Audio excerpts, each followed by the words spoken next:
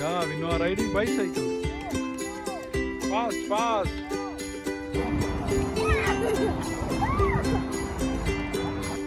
Very good. Good job.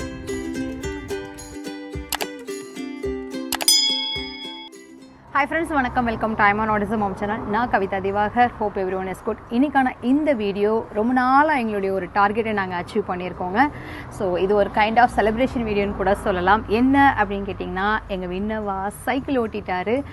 ஒரு 4 இயர்ஸாக வந்து நாங்கள் ஒரு ஆன் அண்ட் ஆஃப் அவனுக்கு நிறைய வந்து ட்ரைனிங் கொடுத்துட்டே இருந்தோம். சம்டைம்ஸ் வந்து பார்த்திங்கன்னா அவன் ஃபெயிலியர் ஆவான், சம்டைம்ஸ் சக்ஸஸ் ஆவான்.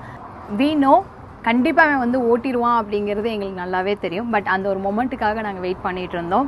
ஸோ அந்த ஒரு ஹாப்பி மொமெண்ட்டை உங்கள் கூட ஷேர் பண்ணிக்கணும் தான் இந்த வீடியோ. ஸோ இந்த வீடியோவில் வினோட சின்ன வயசுலேருந்து இப்போ வரைக்கும் அவனுடைய சைக்கிளிங்கில் என்னெல்லாம் வந்து அவன் ப்ராப்ளம் ஃபேஸ் பண்ணான், எப்படி வந்து அதை ஓவர் கம் பண்ணான் அப்படிங்கிறத பற்றி இந்த வீடியோ முழுசும் பார்க்கலாம். ஸோ வாங்க வீடியோக்குள்ளே போகலாம். வினுவாவோட 2.5 வயசில் அவனுக்கு நாங்கள் சைக்கிள் வாங்கினோம். பட் அந்த வயசில் சைக்கிள் ஓட்டுறதுக்கான பேசிக் ஸ்கில் எதுலேயுமே அவன் ஸ்ட்ராங்காக இல்லை. Like balancing, fine motor skills, muscle ஸ்ட்ராங்காக இருக்கிறது, முக்கியமாக லேக் ஆஃப் இன்ட்ரெஸ்ட். சைக்கிளில் இன்ட்ரெஸ்ட் இல்லை. ஸோ பெருசாக ஃபோர்ஸ் பண்ணல நாங்கள். அப்போ தான் வந்து அவனுக்கு ஆட்டிசம் இருக்குங்கிறது தெரிய வருங்கிறனால ஸோ தெரப்பிஸ்ட் என்ன எங்களுக்கு சஜஷன் கொடுத்தாங்கன்னு பார்த்தீங்கன்னா, ஃபஸ்ட்டு வந்து அவனுக்கு ஃபோக்கஸிங் அண்ட் பேலன்சிங்கை வந்து நம்ம இம்ப்ரூவ் பண்ணுவோம், அதுக்கப்புறமா நம்ம சைக்கிள் ட்ரெயின் பண்ணலான்னு சொல்லிட்டாங்க. ஸோ எகெயின் வந்து பார்த்திங்கன்னா அரௌண்ட் 4 இயர்ஸில் வந்து அவனுக்கு மறுபடியும் நாங்கள் ட்ரைனிங் கொஞ்சம் அதிகமாக கொடுக்க ஆரம்பித்தோம். பட் ஈவன் தோ அவனுக்கு வந்து பெடலிங் வந்து பண்ண முடியல, பெடலிங்கில் ரொம்ப ஸ்ட்ரகிள் ஆனால்.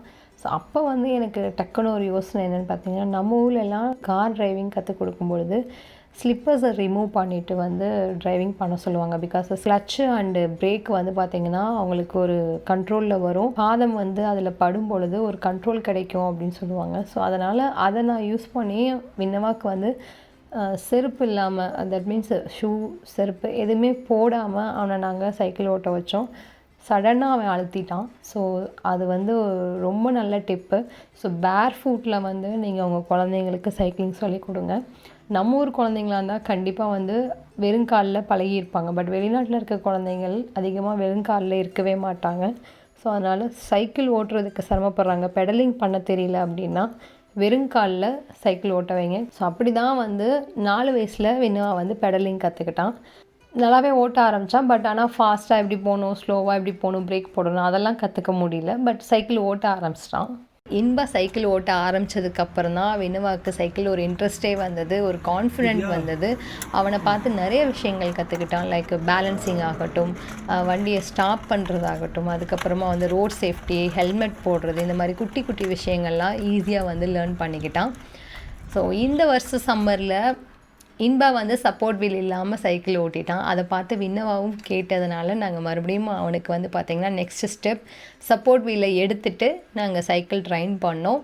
ஸோ வித்தின் 4 டேஸில் வந்து பார்த்திங்கன்னா அவன் சைக்கிள் வந்து கற்றுக்கிட்டான். சப்போர்ட் வீலை எடுத்துட்டிங்கன்னா நீங்கள் உங்கள் குழந்தைங்களுக்கு சைக்கிள் ஓட்ட சொல்லி தரும் பொழுது இந்த சப்போர்ட் பார் தேவைப்படும். இதுவும் நீங்கள் தனியாக வாங்கி தான் உங்கள் குழந்தைங்களோட சைக்கிளில் நீங்கள் ஃபிக்ஸ் பண்ணணும். இது வந்து 2-3 மாடலில் இருக்குது. நான் அந்த லிங்க்கை வந்து கீழே உங்களுக்கு டிஸ்கிரிப்ஷன் பாக்ஸில் கொடுக்குறேன்.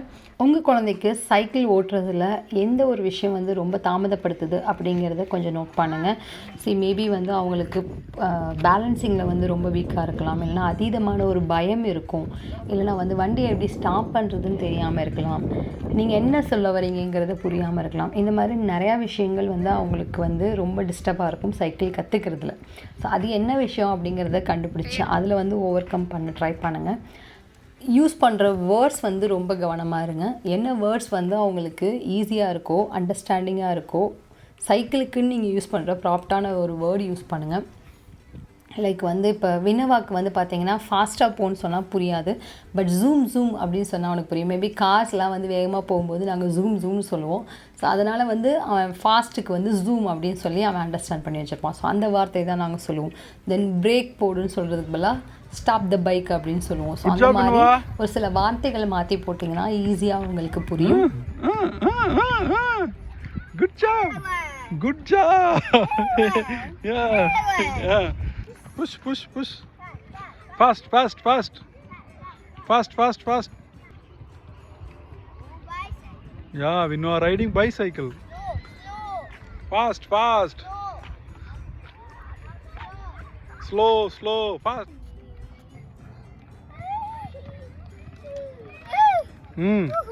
Yeah, good job.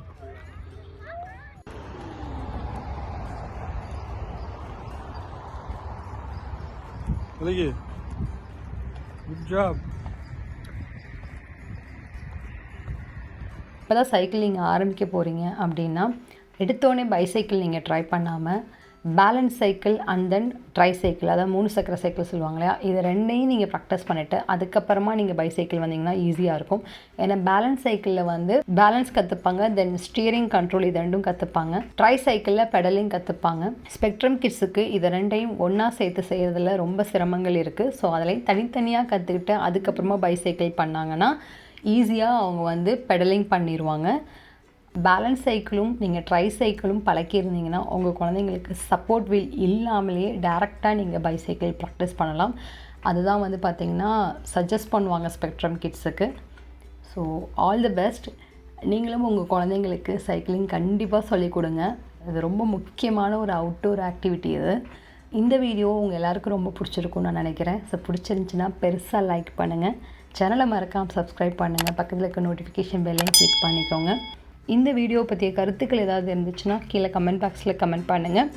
கண்டிப்பாக நான் உங்களுக்கு ரிப்ளை பண்ணுறேன். Until then, bye. Let's spread the awareness and do the acceptance. நன்றி.